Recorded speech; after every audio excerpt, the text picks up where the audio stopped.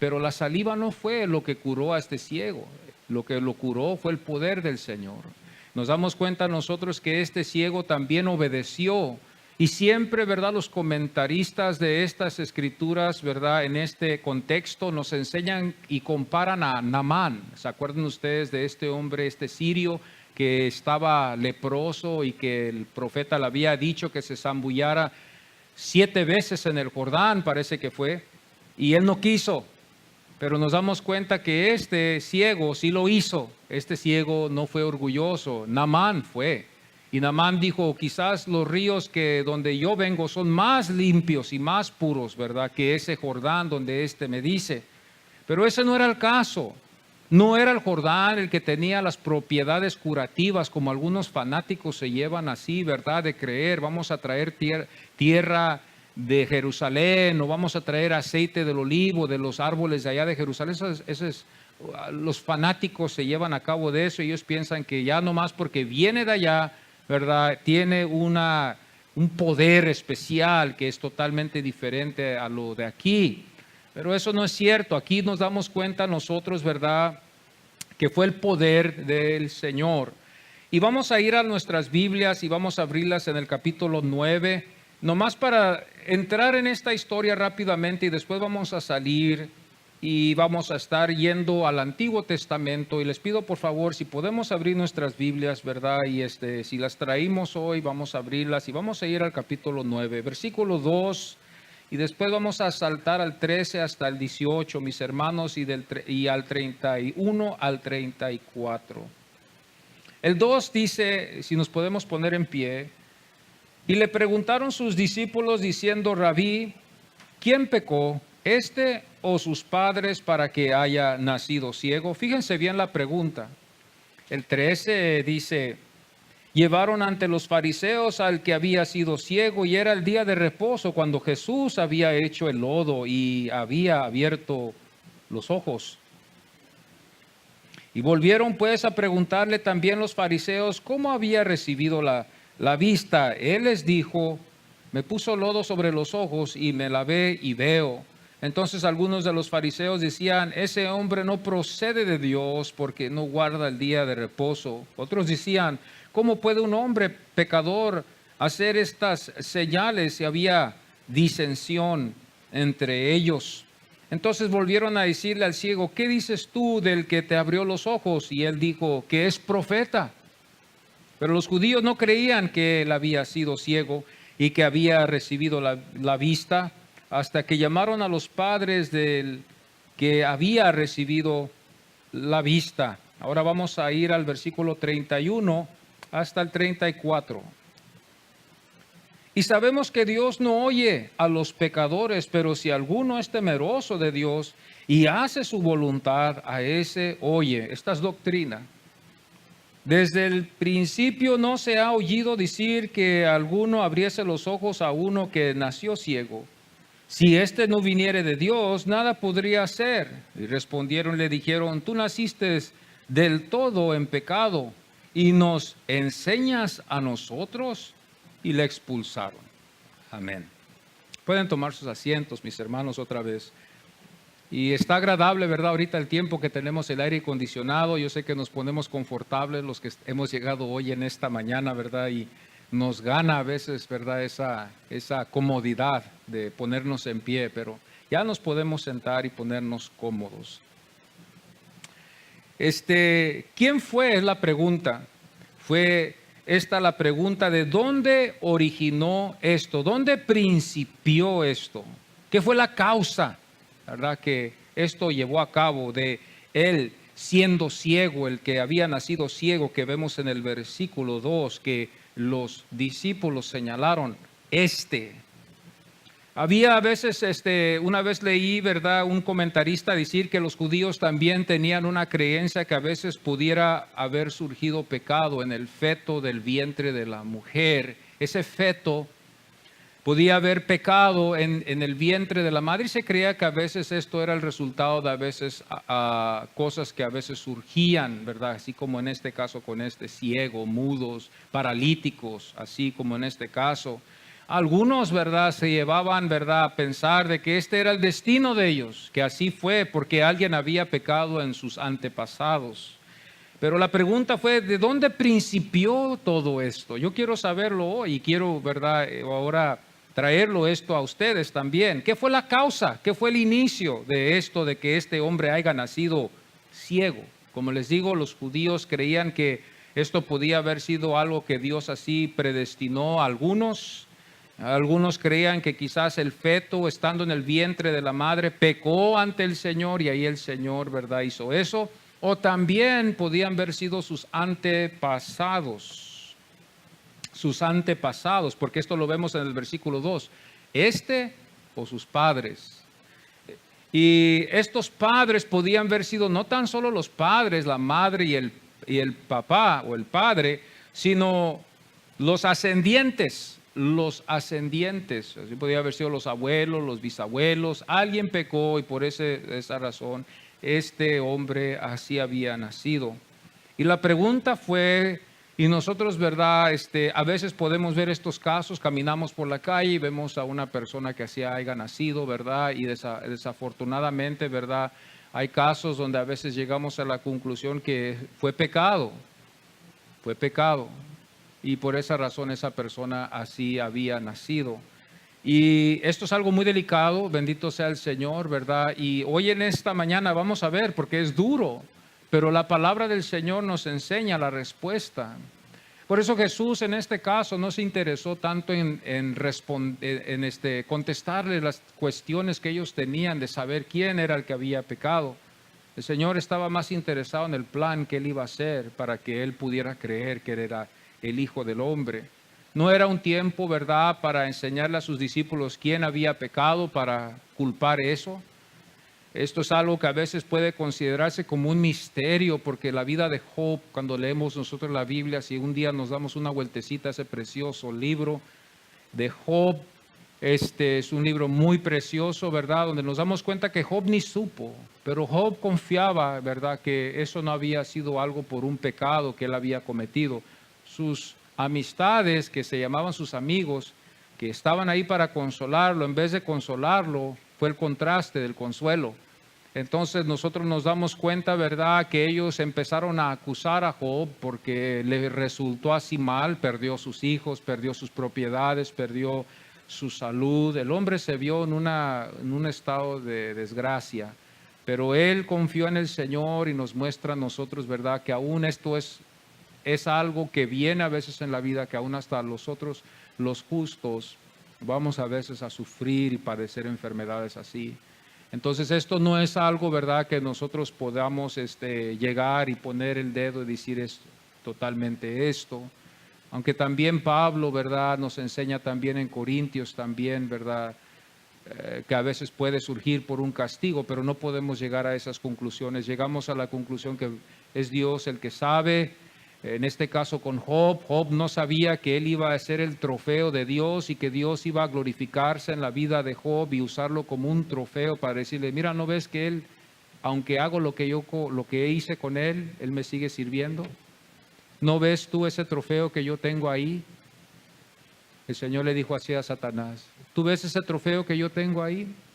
Para que tú te admires de lo que yo tengo, ese hombre que me sirve. Sí, te sirve porque le has dado trabajo, le has dado hijos, le has dado propiedades, le has dado muchísimas cosas, pero quítale, empieza a quitar todo. Ok, está bien, quítaselo, le dijo el Señor, quítalo. Pero yo sé que ese trofeo, fíjese lo que Dios había puesto en el corazón de este hombre justo, para confiar en él, no porque confiaba en Job, pero confiaba en lo que Dios había depositado en Job, de que no importaba de lo que hubiera pasado, ese hombre iba a ser fiel, y así lo fue. Aunque él no comprendió muchas cosas, no entendió Job muchas cosas, y al final Dios empezó a aclarar y revelarle a Job muchas cosas de su sufrimiento. Él no las entendió, Dios se las reveló después. Pero nos damos cuenta, ¿verdad?, que es muy fácil juzgar a veces estos casos así, de decir, bueno, hubo pecado. Tenemos que tener cuidado.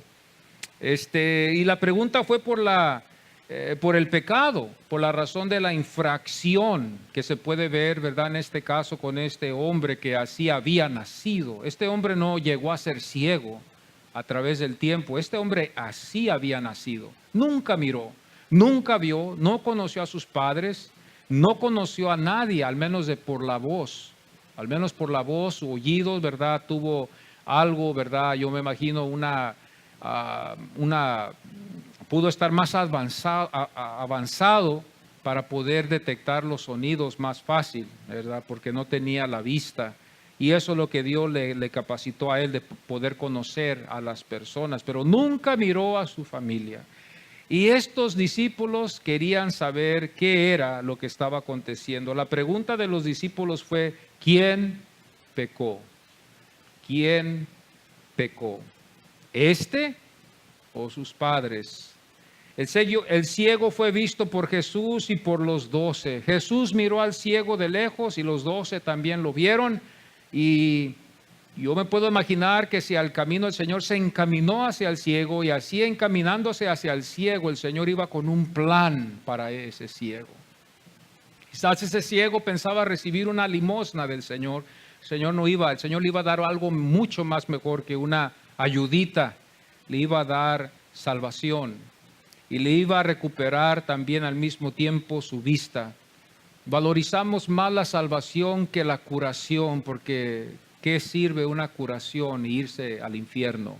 Sino que la salvación es más importante que la curación. Hay muchos que están curados, pero no son salvos.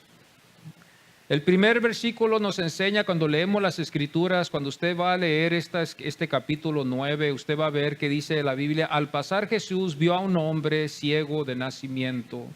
El ciego aparentó enfermedad y sufrimiento, visto en creer que eso se debía al pecado. Porque los discípulos dijeron rápidamente, ¿quién pecó?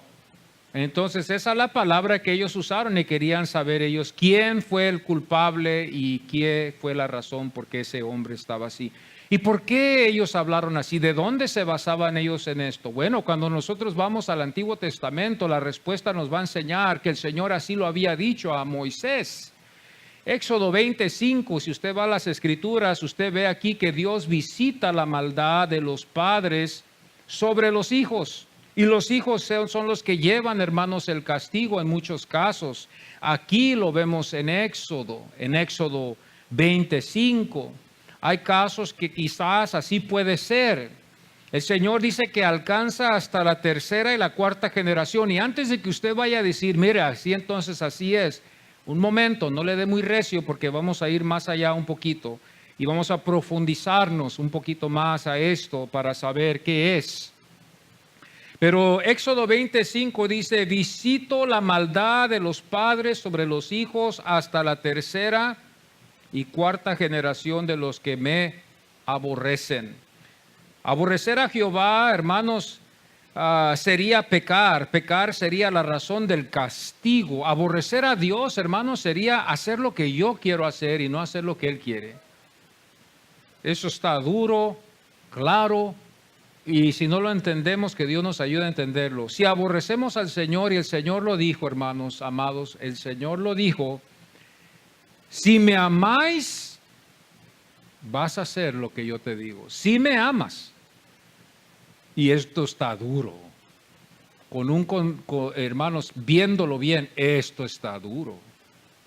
Estamos hablando de obedecer al Señor. Esto está duro, es una tarea.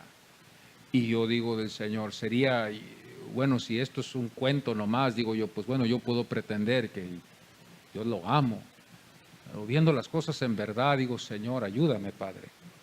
Porque si tú me pones en la balanza, yo no sé si en verdad te amo como pienso que te amo. Aborrecer a Jehová sería pecar, porque si aborrecemos a alguien nos importa un comino lo que Él diga.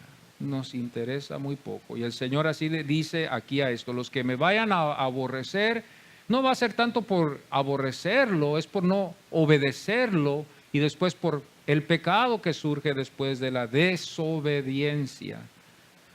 Génesis 27:41, este es un versículo muy duro para los que creen que Dios solamente es amor. Es muy duro. Es muy duro. Génesis 27:41 dice, y aborreció a Esaú y a Jacob lo amó. Eso es duro. Que alguien diga esto y los intérpretes, los comentaristas de hoy llegan a decir, bueno, esto es así, esto es asá. Pero la verdad es que aquí el Señor escoge a Jacob. Y Jacob no era un hombre que, digamos, calificaba, porque era un hombre que usted ya sabe la historia. Y esto es el misterio de que Dios amó a Jacob. Lo amó y mostró su misericordia. Es todo por misericordia, es todo por compasión y no es por ninguna otra cosa más. Génesis 27:41 dice, y aborreció a Esaú. ¿Por qué? Esa fue la voluntad de Dios de aborrecer a este gemelo y amar a su hermano en vez. Dios hace una elección y aquí vemos la elección donde Dios escoge a uno y al otro lo deja que siga su camino. No es que Dios lo predestinó o lo escogió a Esaú para ser castigado. Fue un hombre rico, sí, pero nomás de lo terrenal. Lo divino, lo espiritual, los pactos, sus hijos no lo iban a practicar, sus hijos no iban a considerarlo porque Esaú no fue parte de ese pacto. Jacob sí. Pero yo veo aquí, Jacob fue un hombre que no merecía esto. Jacob no merecía esto. Jacob no mereció lo que Dios le iba a dar a sus hijos. Pero Dios así lo hizo. Y la Biblia nos enseña que él aborreció a Esaú. Y esta es la clase de carácter, comportamiento que Dios nos enseña en Éxodo 20, versículo 5, que visita a los hijos de estos. Los visita. El Salmo 139, 21 dice a los que le aborrecen. Esto estaba en la mente de los israelitas, judíos, de que el que aborrecía al Señor estaba para recibir un castigo. Romanos 8:7 dice, los diseños de la carne son enemistad. Lo que nos enseña aquí que la carne nunca va a agradar a Dios. Nunca lo pensemos que la carne agradará a Dios, nunca. Aquí nos enseña un contraste de esto, algo contrario. Y la pregunta que yo hice es, ¿el origen del pecado dónde surgió? ¿Dónde está el origen del pecado? Para refrescar nuestras mentes, porque yo sé que todos ustedes ya saben dónde, ¿verdad? Génesis 3:6 dice la palabra del Señor, y comió y dio. Está la mujer que le dio al hombre, el hombre supo y también él llevó la culpa del pecado. Este hombre no supo dirigir bien aquí su hogar y se dejó llevar por la mujer. Este era un hombre que Dios había creado en su imagen, le había vestido de santidad y justicia. Esa era la imagen que Dios le había dado a él. A veces pensamos que la imagen de Dios se ve en el espejo, pero no se ve. Eso se ve en lo espiritual, se ve la justicia, se ve la santidad en el hombre. Pensamos y la tradición nos dice, ¿verdad?, que es la vista, los ojos, la nariz, los oídos, la boca. Bueno, eso tiene parte porque Dios en ese caso se manifiesta en el Antiguo Testamento así, pero Él es espíritu, acuérdese bien. Entonces un espíritu no puede tener nariz, boca, oídos y visión. Es un espíritu invisible, como el aire que respiramos. La mujer le dio después de haber sabido y el hombre comió sabiendo igual. La mujer le dio después de haber sabido y el hombre comió sabiendo igual. Esto es lo que pasó, mis hermanos, en Génesis 3:6. Aquí nos enseña el principio. Y aquí es lo que Dios les mostró a este pueblo para que ellos enseñaran siempre la estructura. El hombre es el que está encargado de llevar a su hogar, es el hombre la cabeza del hogar. El hombre no es la mujer, el hombre le queda la responsabilidad de instruir a su hogar. Y aquí nosotros somos a veces culpables de no tomar ese lugar, lamentablemente, ya que la cultura ha cambiado demasiado, la cultura ha distorsionado y hecho pedazos lo que nosotros hemos creído, hermanos, y seguimos así en esa estructura nuestros hijos y tenemos pensado de que ellos vengan a la iglesia. quizás nunca van a oír estas cosas y no van a saber qué es, porque va a ser destruido por el mundo. El mundo ya lo está haciendo, el mundo va en camino. Mientras ahorita escuchamos nosotros el mensaje, el mundo va paso a paso para destruir lo que Dios está, hermanos, queriendo que su pueblo sepa. La tentación fue para satisfacer el deseo de esta mujer y de este hombre, ya que el diablo era muy astuto, el pecado entra muy astutamente. Él le dijo, de todos los árboles no puedes comer. Oh no, yo puedo comer de todos menos ese. Y ahí es donde el momento donde ese árbol se le vio muy atractivo a ella y ella sintió el deseo por las concupiscencias que había en la mujer, como también el hombre, sabiendo que Dios le había dicho que no comiera de ese árbol, él también comió. Y los dos, por esa razón, el ser humano lleva ese pecado. Son características, hermanos, son características. Casos a veces hay que madres les dicen a los hijos, tú te pareces igual a tu padre. ¿Por qué? Porque actúas igual que él, tienes el mismo carácter de tu padre. Y ojalá que sea bueno, ¿verdad? Cuando dicen las mamás así. Pero tú tienes el mismo comportamiento de tu padre, tú tienes los mismos gustos que tu padre. A veces las madres dicen así, a veces a las hijas se les dice, ¿verdad? Ven a las hijas, los papás y le dicen a la hija, oh, yo veo a tu mamá en ti. Veo a tu mamá en ti, yo veo a tu mamá en la forma en cómo te comportas, cómo hablas, sus intereses, sus pasiones, lo que ella tiene, ¿verdad? Sus deseos que ella quiere llenar, son las mismas características de su madre, entonces, o de su padre. Entonces, por eso podemos llegar a entender esto, que las características pecaminosas nosotros también las heredamos, que fueron de Adán. Ahora, hay casos donde, vamos a ver esto, hay casos donde no es así, pero hay casos donde sí es así. Vemos nosotros que al principio la primera familia, los dos hermanos, uno mata al otro. Hermanos, se matan. No es lógico que entre los hermanos haya contienda. No es raro, no es extraño, es lo que quise decir. No es algo fuera de lo natural. No debería de ser así, pero aconteció en Génesis con Abel y Caín, va a acontecer hoy también igual. Este es el pecado. El pecado. El resultado de la transmisión del pecado viene después, cuando vemos nosotros que la Biblia nos enseña en el Salmo 51:5, estuvimos hablando este viernes concerniendo las confesiones del pecado y el pecado. El pecado debe de ser confesado siempre a Dios, y también la Biblia nos dice, fíjese a dónde deberíamos de llegar, que no creo que lleguemos, que deberíamos de confesarnos los pecados los unos a los otros, pero no hay confianza, no hay amor. Hay lo contrario, desconfianza y poco amor. Por eso no podemos hacer esto a veces. Y las confesiones, la iglesia no lo hace, lo pone a un lado. Iglesias pequeñas como iglesias grandes, pero esa es la meta a la cual deberíamos de llegar. Mejor nos sentimos más a gusto confesárselo a Dios, ¿verdad? Más a gusto. Yo le voy a decir algo. ¿Usted quiere curar algo de un hábito en su vida de pecado?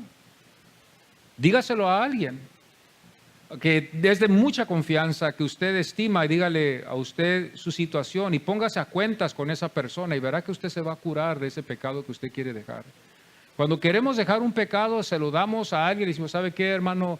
Usted es de confianza, quiero sentarme y platicar con usted, o hermana, ¿verdad? Esto está aconteciendo en mi vida. Eso le va a curar. Una de las dos, o lo cura o se desanima y se va. Porque ahí esa es lo que el Señor nos ha dejado ahí en su palabra. Así confesamos nuestros pecados los unos a los otros.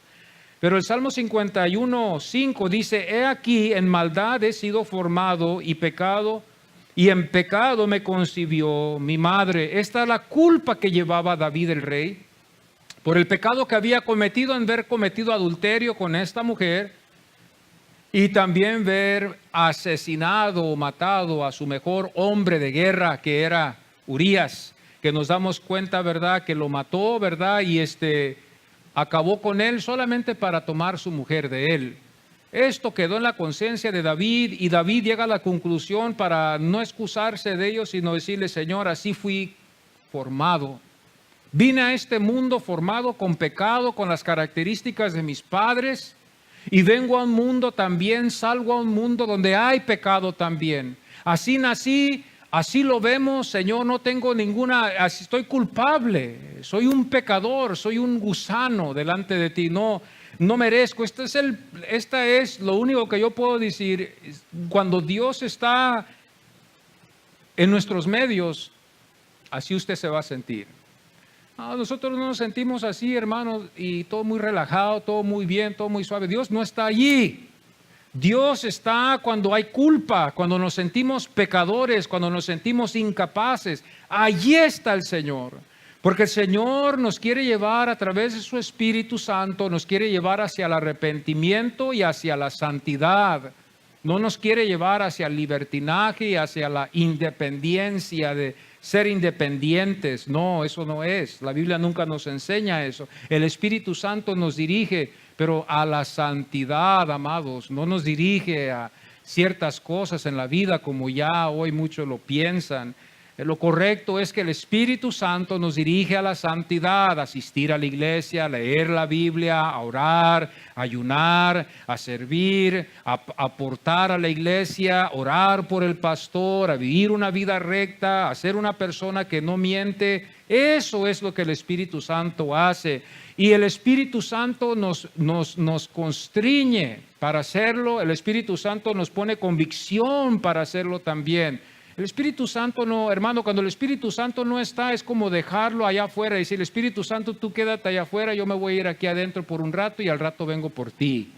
Y hacemos lo que queremos hacer y ya después levantamos al Espíritu Santo y dice: ok, Espíritu Santo, vente y viene a nuestras vidas. Y muchos en muchas congregaciones piensan que el Espíritu Santo es una emoción. Ahora en esta cultura, hoy la iglesia cree que el Espíritu Santo es una emoción. No es una emoción, es un estilo de vida. Es un vivir santidad, una vida santa. El hombre vive como el Espíritu Santo lo dirige. Y la mujer es también dirigida a través del Espíritu Santo también. Pero hoy al contrario, esto lo estamos viendo. Bendito sea el Señor. La transmisión es, hermanos, de que esto ya está en nosotros. Vienen estas características y cuando salimos al mundo nos damos cuenta que esto lo hay. ¿Qué podemos hacer? Esto es lo que vamos a ver.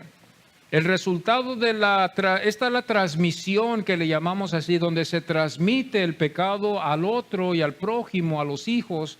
Aquí es donde vemos esto y aquí es donde vemos la culpabilidad universal del pecado. Queremos saber de dónde surgió esto, ya de que este ciego así había nacido. ¿De dónde vino? Bueno, pues podemos ir a Adán. Y vamos a ver aquí a Génesis 3, no tengo tiempo para leerlo todo porque sería todo el capítulo, pero esta es la historia donde vemos nosotros dónde aconteció. Génesis 3, del versículo 1 al 24, estos son nuestros padres, Adán y Eva, conforme a la doctrina, conforme a lo que la Biblia nos enseña. Por eso la evolución existe también, ¿verdad? Que muchos creen en la evolución para escapar de tal culpa que ellos quizás no quieren sentir ante Dios. A los que se dejan llevar por la evolución son personas que no quieren que haya un superior. Como estaba escuchando yo una vez, el hombre no quiere estar agradecido con Dios para no estar sujeto a ninguna clase de servidumbre hacia Él. Esto es lo que yo estaba escuchando. El hombre, por ser pecador, no quiere agradecerle a Dios nada en ese estilo, porque al momento que le empezamos a agradecer a Dios, nos hacemos esclavos de Dios para servirle. Al momento que alguien nos saca de un grande apuro, inmediatamente le damos nuestra vida. Lo invitamos a la casa, lo visitamos, estamos buscando siempre darle a esa persona que nos sacó de ese apuro de nosotros, el que teníamos antes. Aquí nos damos cuenta nosotros que esto es lo que acontece con el agradecido. El que está agradecido con Dios es un esclavo de Dios. Y dice: Señor, heme aquí, ¿qué quieres que yo haga? Te sirvo, predico, evangelizo, doy a tu obra, oro, todas estas cosas. No que la oración sea algo, ¿verdad?, como una tarea, sino que eso es algo que debemos de ver como una comunicación. Romanos 5:19, Pablo nos enseña para que nosotros podamos ver bien lo que aconteció en Génesis 3:1-24. Romanos 5:19 dice: los muchos fueron constituidos pecadores. Esto fue lo que pasó. Romanos 5:12 dice, el pecado entró en el mundo por un hombre. Ahora yo sé que las hermanas van a decir, aquí dice que fue Adán, pero estamos hablando aquí del ser humano. No estamos hablando de el hombre, el hombre, la cabeza del hogar.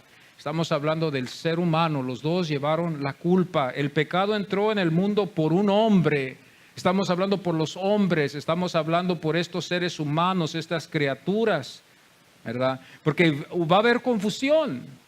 Vamos a ver que parece que segunda de Timoteo habla de que la mujer fue tentada, ella pecó, ella debe de estar callada en la iglesia. Esa es la estructura, y esto también crea un debate tremendo en muchas iglesias.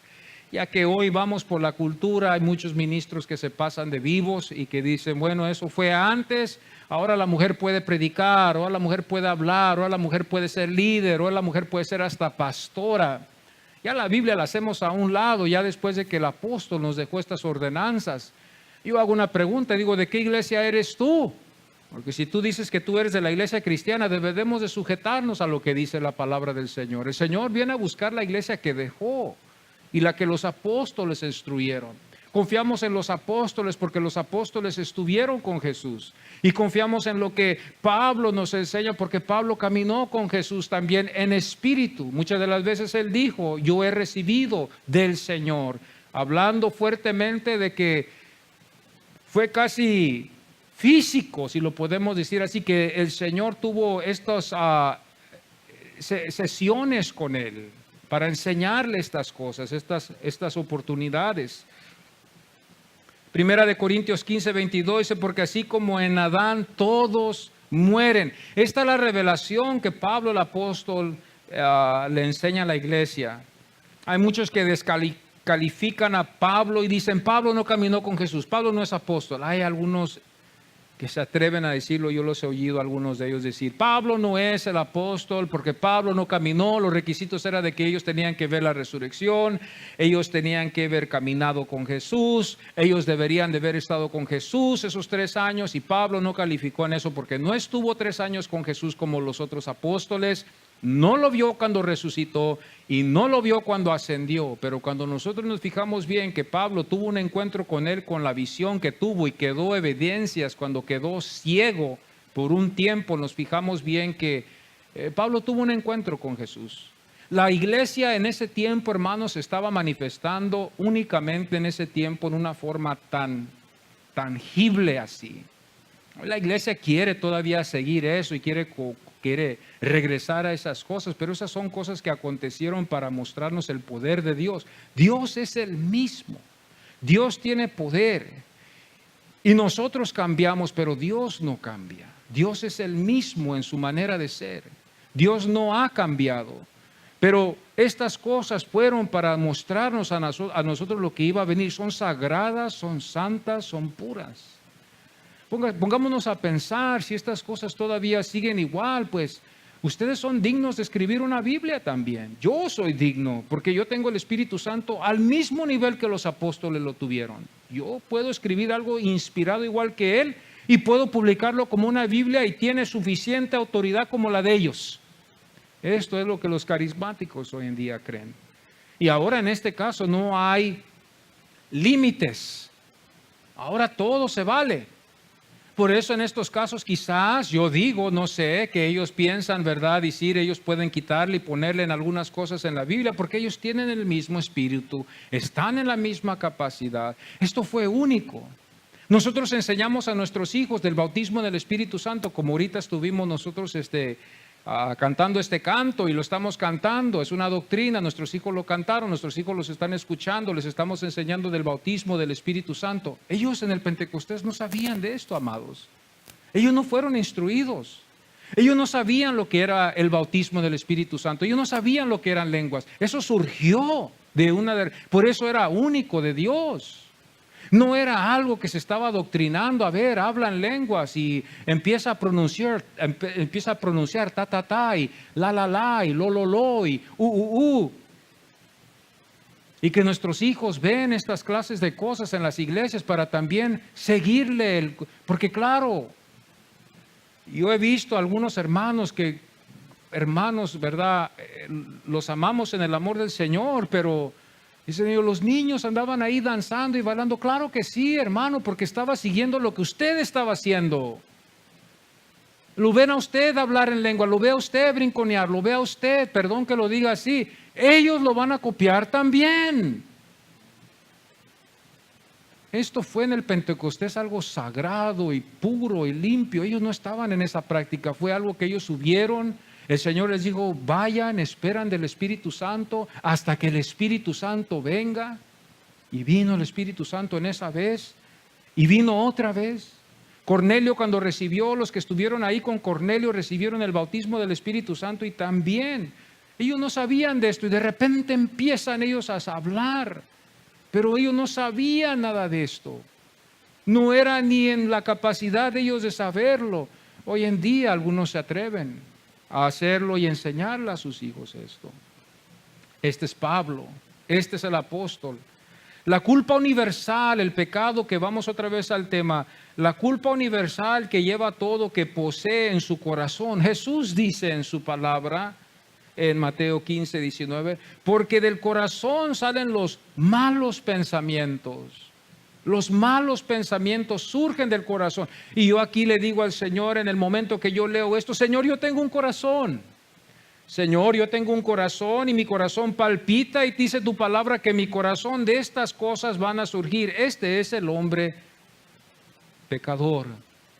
Este es el hombre sin la regeneración y con la regeneración. Porque algunos dicen, bueno, ya cuando ya no eres regenerado, ya nunca más pensarás un pensamiento malo. Eso es mentiras. Pero si no, Pablo hubiera dicho, hermanos, no hay lucha contra la carne, el Espíritu es y ya tomó lugar, ya usted no se preocupe, hay luchas. Pensamos a veces cosas que no son bien, queremos hacer cosas que no están bien, nos escondemos a veces para hacer cosas que no están bien. El corazón del hombre, yo no puedo controlar el corazón de todos mis hermanos, solamente el mío es el único. El Señor dice aquí, porque del corazón salen los malos pensamientos. ¿Dónde está el problema? Está en el corazón, la vida, el hombre. No puede escapar. Entonces yo quedo aquí y digo, Señor, ¿qué hago ahora? Yo no tengo la capacidad de poder hacer otras cosas más. El mundo dice, muchos dirán, así Dios me hizo, ¿verdad? Yo me acuerdo una vez que mi esposa, ¿verdad?, me contó de alguien que le dijo así. Esta persona le dijo, así Dios me hizo, para justificar su pecado y su estilo de vida. Así Dios me hizo. Y así también empezamos a defender estos casos. Pero yo quiero decirle hoy en esta mañana que Dios no nos hizo así. Génesis 1, versículo 31, el Señor nos enseña en Génesis y nos revela aquí en Génesis, esto está aquí en la Biblia también, y vio Dios todo lo que había hecho y dice, y he aquí que era bueno en gran manera. Este es Dios agradado, admirado con la obra que él había hecho. El Señor había hecho algo, hermanos, como usted cuando usted hace algo en su casa y se queda admirado y qué chulada, qué preciosidad, y este es Dios. Entonces estamos hablando de algo que fue precioso, en una forma preciosa hecha. El hombre, hermano, no fue hecho de un material contaminado. El hombre fue hecho con un material bueno. Adán, Eva, fueron hechos con un material bueno que Dios dijo era bueno en gran manera. Dios creó al hombre bueno en gran manera.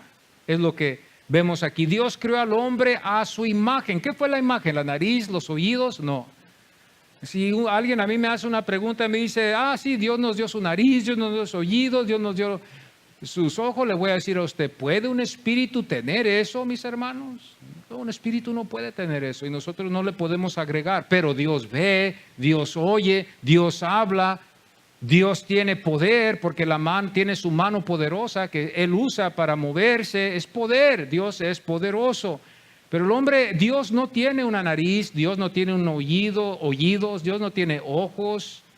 Como muchas veces nosotros podemos pensar, son nomás cosas que la Biblia nos enseña para que nosotros podamos entender, cuidado con lo que hablas, cuidado donde vas porque Dios te ve, cuidado porque Dios te va a hablar, Dios habla, pero Él es espíritu. Cuando Dios dice en Génesis 1:26, hagamos al hombre a nuestra imagen, Él está hablando, hermanos, de la justicia, está hablando de la rectitud, está hablando de la santidad. ¿De dónde yo saco esto? Vamos a Colosenses 3:10. Colosenses 3:10 dice la palabra de Dios, y revestido del nuevo, el cual conforme a la imagen del que lo crió, se va renovando. Bueno, pues aquí está hablando de algo así, ¿verdad? Pero no está muy claro. Bueno, vamos a Efesios 4:24. Y dice la Biblia, y vestíos otra vez del nuevo hombre, criado según Dios en justicia, santidad de la verdad. El nuevo hombre, el corazón regenerado, el que tiene el Espíritu Santo. Porque, amados, creemos todos que tenemos el Espíritu Santo, ¿verdad? Porque el Señor nos dijo así, nos dijo, yo haré morada con ustedes, yo y el Padre entraremos en ustedes y haremos morada con ustedes. Hay casos donde dicen, no, tú no tienes el Espíritu Santo, y se dice así en algunas denominaciones, si no hablas en lenguas. Hay que ver eso con mucho cuidado. Y los pobres hermanos, yo digo, entonces hago una pregunta, ¿de dónde quedan ellos? ¿Qué nivel están ellos entonces? ¿Qué nivel, qué porcentaje de espíritu tienen ellos? Que el que habla en lenguas lo tiene y ellos no.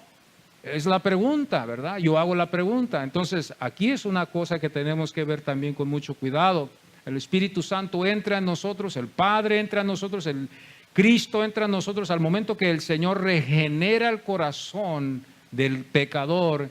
El Espíritu Santo empieza a hacer una obra en nosotros. Ahora la pregunta es, ¿por qué Dios no nos hizo santos ya en un solo, verdad? Y ya cambiamos todos en un total. Esa es una muy buena pregunta, que muchos dirán, bueno, si el Espíritu Santo habita en mí, ¿por qué Dios no me ha cambiado totalmente? ¿O por qué no ha cambiado a mi hombre? ¿O por qué no ha cambiado a mi mujer al momento que recibió al Señor? Una buena pregunta. Pero la Biblia nos enseña de que el Espíritu Santo viene al corazón, Cristo viene al corazón y el Padre viene al corazón del creyente que ha creído, que ha su corazón sido regenerado. El corazón que no ha sido regenerado, bueno, el Señor está afuera, queriendo entrar. Y cuando Él entra, su plan es para entrar a la vida del pecador, Él entra y regenera el corazón. Esto, para hermanos, estamos viendo nosotros entonces, esa es la imagen, la regeneración que nosotros vamos a ver en Ezequiel. Miren lo que dice Ezequiel. Esta es la profecía que Jesús también pensó o sabía, que ellos sabían, mas ellos no quisieron verlo así y no lo ven así aún todavía. Ezequiel 36:26 dice, os daré corazón nuevo. ¿Cómo? ¿Dónde va a surgir la operación? ¿Dónde vamos a tener que ir para que nos quite este viejo corazón y nos dé un nuevo? Aquí es un versículo en Ezequiel 36:26 de algo que iba a venir. Este pueblo, Dios había hecho un pacto con ellos, pero ellos no, hermano, le habían dado su corazón. Oí una vez un predicador decir, ese pueblo ni quiso a Dios. Dios los amó a ellos. Dios los amó y los ama. Los sigue amando a ese pueblo y Dios ha hecho un pacto con ellos, pero ese pueblo no ha sido regenerado. Por esa razón ellos están en ese sentido. Ellos tienen otras ideas. Las otras ideas son basadas a las interpretaciones que ellos tienen, esperando el Mesías, esperando, ¿verdad?, que Él llegue una vez aquí a la tierra y tome lugar. Y estaba escuchando yo un rabino, ¿verdad?, y no apunté su nombre, pero estaba escuchando, me gusta escuchar estas enseñanzas a veces en estos videos que ellos tienen. Y estaba la pregunta, ¿cómo vendrá el Mesías? Ellos dicen, el Mesías va a venir y cuando Él venga, Él va a venir por un tiempo solamente, no va a ser eterno, decía el rabino. Es nomás solamente un rato que va a venir, nos va a llevar a la tierra, todos vamos a llegar a estar allí, va a gobernar todo el mundo, nos enseñará que Él es, pero Él va a nacer, y no sé por qué lo dijo así, Él va a nacer de padre y madre. No sé por qué dijo ese rabino, pero esa es la manera, eso es lo que ellos inculcan en sus sinagogas de ellos. Entonces, Ellos se basan también en decir, pero esto es algo yo digo yo, pero yo no sé por qué él dice esto, porque también con Jesús aconteció. Más después veremos aquí en Juan, donde veremos que tronó y todo el pueblo escuchó, ¿verdad? Que era Dios el que había hablado y que Jesucristo después les indica que era el Padre que había hablado para que ellos creyeran. Eso es lo que el apóstol Juan habló. Y luego después nos damos cuenta que en la transfiguración hubo 3. Y luego después vamos a la ascensión, que hubo más de 500, ¿verdad? Al lado de los 11 apóstoles que fueron testigos de la ascensión de Jesús. Los rabinos, hermanos, esto nomás se lo doy gratis para que ustedes, ¿verdad?, sepan. Ellos dicen, ¿verdad?, que lo de Moisés, por eso ellos siguen a Moisés, fue porque fue más de 1 millón que oyó a Dios hablar y por esa razón ellos creen en Moisés. Con Jesús no fue así. Entonces ellos dicen a Jesús, eso no lo creemos. Pero la Biblia por esa razón dice, hubo 500, hubo 3 que estuvieron con él en la transfiguración cuando ascendió al cielo. Se apareció a las mujeres. Otra cosa que también vemos aquí, que las mujeres no tenían ninguna, y no lo digo por hora, pero las mujeres no tenían en ese tiempo en la cultura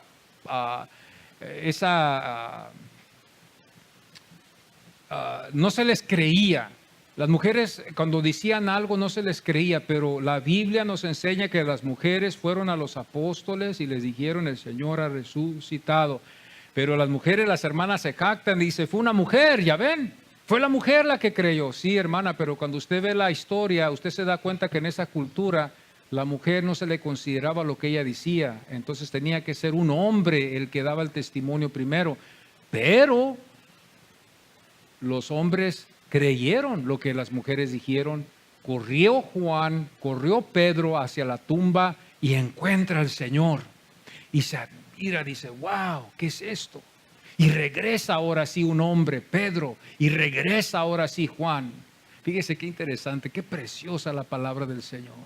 Cuando uno ve estos casos, porque uno no sabe esto, lo ve una mujer, la mujer se jacta y dice, bueno, y puede ser, el hombre se jacta de lo de los hombres también.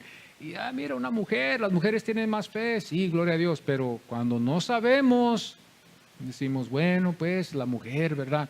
Pero usted tiene que ver una cosa, que las mujeres en ese tiempo, por eso Pablo dijo, la mujer debe de quedar en silencio, la mujer no debe de enseñar. La mujer si tiene una pregunta que la haga en la casa. Estas cosas chocan hoy con esta cultura. Si hoy estamos chocando con los del mismo sexo que andan con esto de querer casarse y que quieren también invadir las iglesias, ¿cuánto más ahora ya con este caso? ¿Qué vamos a hacer? Esto es en el estado en el que está la iglesia. Dejemos que siga lo que siga. Como caiga la moneda, así que quede.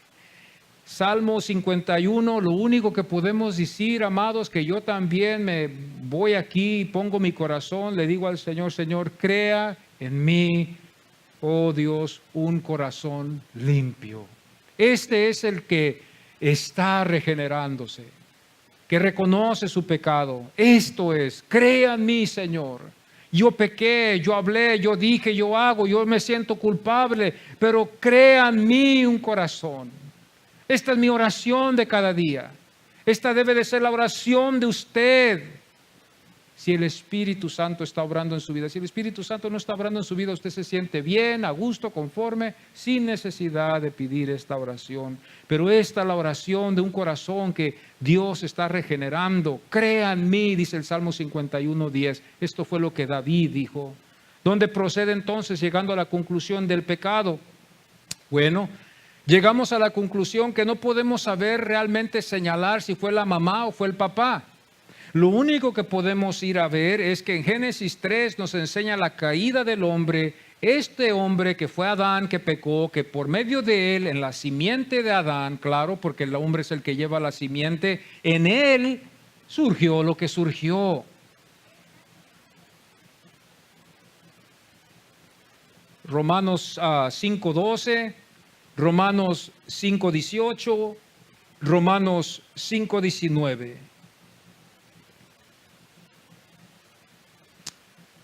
Entonces esto es un misterio. Llegamos otra vez a la conclusión. A esto es lo que llegamos. La Biblia sí dice que fue un padre, pero Jesús no dijo que fue un padre.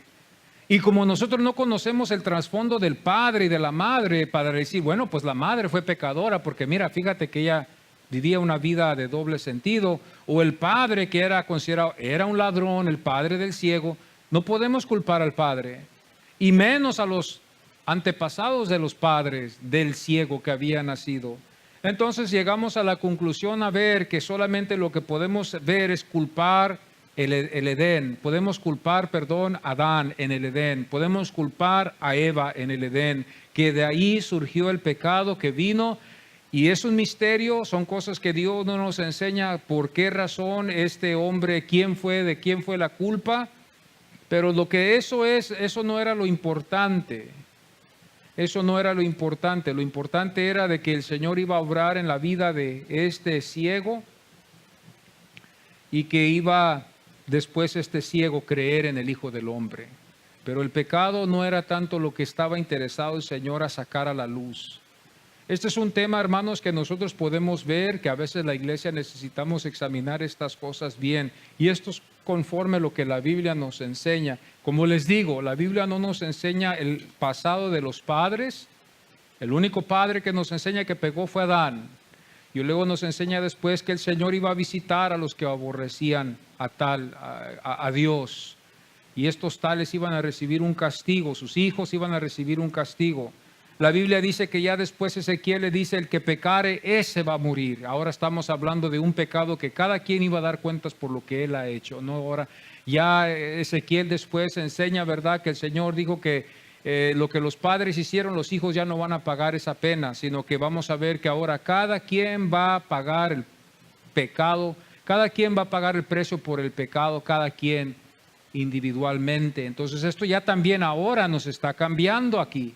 Porque vemos a este ciego, vemos que ahora ya dice Ezequiel, ¿verdad?, que cada quien iba a pagar por su propio pecado. Entonces esto otra vez bota al ciego, porque el ciego es el que, otra vez vemos que él es el que estaba ciego, conforme a lo que nos enseña Ezequiel, que cada uno que peque o el que pecare, ese será castigado. Y este es un versículo que siempre se pronunciaba aquí, cada quien iba a llevar su culpa. Entonces aquí viéndolo otra vez, la pelota bota otra vez para atrás con el ciego y se quita de los padres, pero podemos ver que el origen es de Adán y de Eva. Entonces aquí otra vez llegamos a la conclusión de verlo como algo como un misterio. No podemos realmente decir fue el ciego o no fue el ciego, porque también la Biblia nos enseña que de así nació. Entonces ahora queda así, ese ciego pecó en el vientre de su madre, y Dios así lo dejó así ciego y así quedó. Interesante, ¿verdad? Pero el final de todo, en el versículo 35,